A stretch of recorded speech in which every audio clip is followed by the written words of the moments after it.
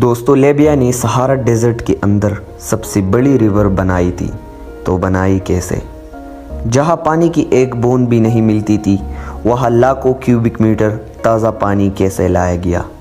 اس کو 8 wonder of the world کا نام دیا گیا تھا، لیکن پھر ایسا کیوں ہوا کہ آج اس کے بارے میں کوئی بھی ڈسکس نہیں کرتا؟ تو چلیے جانتے ہیں اس ویڈیو میں۔ دوستو نیچر نے پوری دنیا کو بے پناہ ریسورسز سے نوازا ہے، لیکن اس میں کوئی شک نہیں کہ یہ ریسورسز ایکولی ڈسٹریبیوٹ نہیں کی گئی تھی۔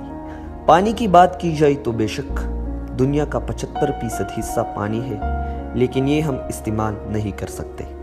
اس میں سے جو پانی استعمال کے قابل ہے یعنی فریش واٹر، وہ صرف 3% ہے۔ اس 3% میں سے بھی 2.5% گلیشیئر، ایٹماسفیئر اور زمین کے اندر ہے، یعنی ہمارے استعمال کے قابل جو پانی بچتے ہیں وہ صرف اور صرف 0.5% ہے، اور 0.5 پانی بھی دنیا میں ایکولی ڈسٹریبیوٹ نہیں ہے۔ کچھ کنٹریز تو ایسی ہے جس کے پاس پینے کے لیے پانی بھی نہیں بچتی۔ اب اس مسئلے کے بہت سارے سلوشنز ہیں۔ سمندر کے پانی سے سالٹ نکال کر اسے پینے کے قابل بنایا جاتا ہے۔ بعض ملکوں میں بارش ہو کر پانی جمع کرتا ہے، اور ساؤتھ افریقہ کے حالات تو اتنے خراب ہو گئے تھے کہ انہوں نے انٹارکٹیکا سے آئس برگ ٹو کر کے کیپ ٹاؤن تک لانے کا پلان بھی بنایا تھا۔ آج ہم ایک ایسے سلوشن کے بارے میں بات کریں گے جس پر یقین لانا بہت ہی مشکل ہے۔ قریب 50 سال پہلے مومبار گدافی نے لیبیا جیسے خشک کنٹری میں دنیا کی سب سے بڑی مین میڈ ریور بنانے کا نہ صرف اعلان کیا بلکہ یہ حقیقت میں پورا کر کے دکھایا۔ لیبیا جس کو سٹریٹ لائٹ میپ میں بھی دیکھا جائے تو پانی کا ایک بھی قطرہ نہیں نظر آتے۔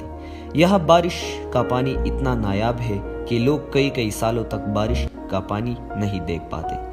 اس سچویشن میں لیبیا نے آخر یہ سب کیسے ممکن کر دکھایا؟ لیبیا کا 99% ایریا ریگستان سے بھرا ہوا ہے۔ یہاں گرمی اتنی شدید ہوتی ہے کہ اوپن ایئر میں بھی پانی فوراً ایواپوریٹ ہو جاتے ہیں۔ 1950 میں جب لیبیا آئل ڈھونڈ رہا تھا تو وہاں آئل کے ساتھ ساتھ ایک نایاب خزانہ بھی ملا۔ جی ہاں، اور یہ خزانہ تھا پانی کا۔ سہارا جہاں لوگ پانی کو ترستے تھے، وہاں 1.5 lakh cubic kilometre fresh water کسی خزانے سے کم نہیں تھا۔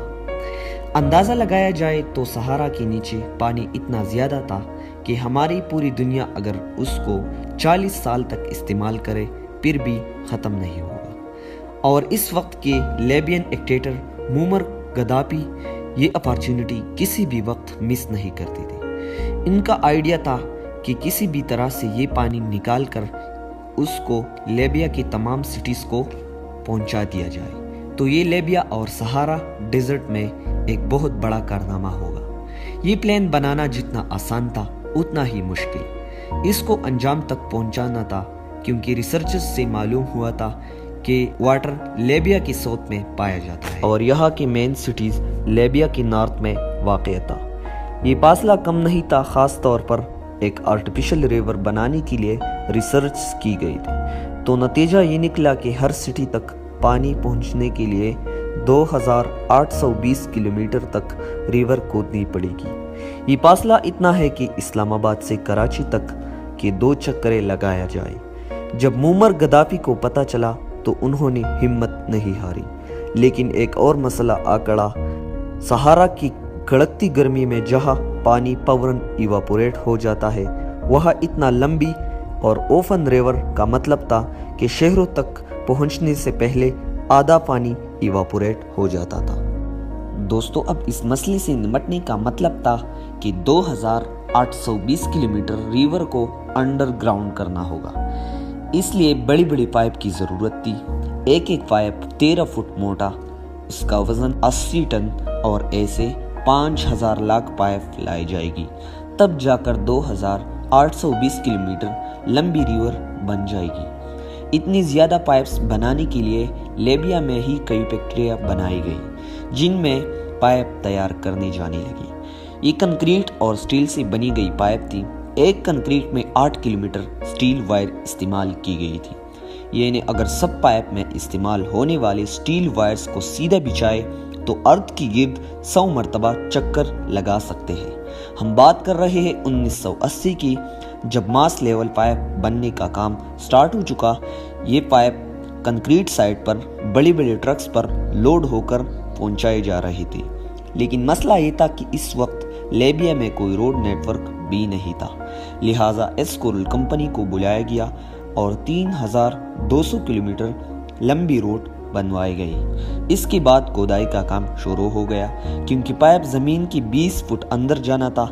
اس پوری پروجیکٹ کے قریب 3 ارب کیوبک فیٹ ریت اور پتھر کھودی گئی تھی۔ یہاں تک جتنا کام ہوا تھا یہ اس پروجیکٹ کا فیز 1 تھا، جس میں $5 ارب خرچ کی گئی۔ تو جیسے یہ پروجیکٹ بالکل ہی حیران کن پروجیکٹ تھا، اس پروجیکٹ کی چرچے ساری دنیا میں ہو رہے تھے۔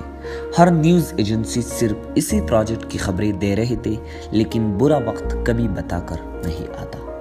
22 جولائی 2011 کو لیبیا میں سٹارٹ سیول وار ہوئی۔ مومبر گدافی کو مارا گیا۔ نیڈو کی ایئر اسٹیٹیو میں پائپس بنانی جانے والی فیکٹری کو تباہ کر دیا، اور 2014 سے 2020 تک پائپ ریپرنس اور ریپیئر پر بالکل بھی دھیان نہیں دیا جاتا تھا، جس کی وجہ سے پانی کی سپلائی میں ڈسٹربنس آئی۔